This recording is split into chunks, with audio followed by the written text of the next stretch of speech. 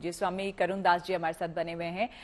स्वामी जी, जो अभी महंत जी कह रहे थे और शिव पुराण में भी कहीं ये वर्णन है, जहां तक मेरी जानकारी है, उसमें ये भी कहा गया कि कई बार जब बार बार महादेव लीन होते थे और खो जाते थे एक तरीके से, तो पार्वती जी उनसे कहती थी कि आप कहाँ लीन हो जाते हैं, कहाँ एकदम से आप खो जाते हैं और काफी देर तक और मंद मंद मुस्कुराते रहते हैं।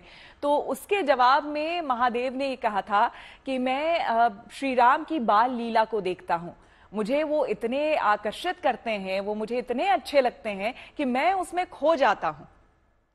बिल्कुल बिल्कुल। देखिए, 5 वर्ष की जो अवस्था है उसको शिशु अवस्था बोलते हैं।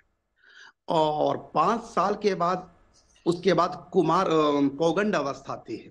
उसके बाद कुमार अवस्था आती है। उसके बाद युवा अवस्था आती है।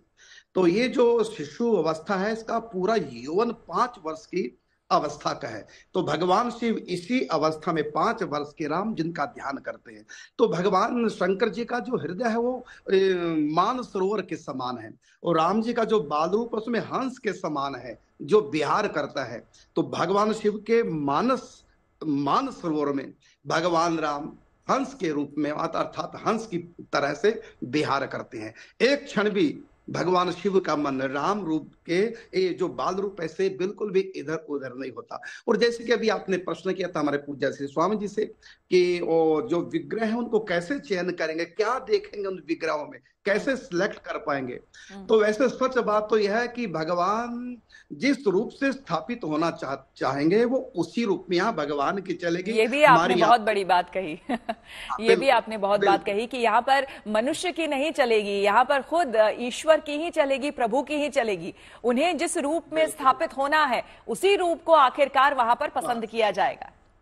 हाँ, फिर भी, लेकिन फिर भी देखने वाले क्या देखेंगे? एक तो देखेंगे कि होठों पे थोड़ा मुस्कान हो, है ना, बिंबा फल सदृश होठ, उसमें मुस्कान हो, और नेत्रों में करुणा हो, और साथ में गंभीरता हो, और पूरे चेहरे पर मासूमियत हो, वो भोलापन हो, क्योंकि शिशु अवस्था है ये भोलापन। तो आंखों में करुणा हो और गंभीरता हो, और चेहरे पे भोलापन हो, होठों पे मुस्कान हो, और गंड स्थल जो कपोल है थोड़े उभरे हुए हों।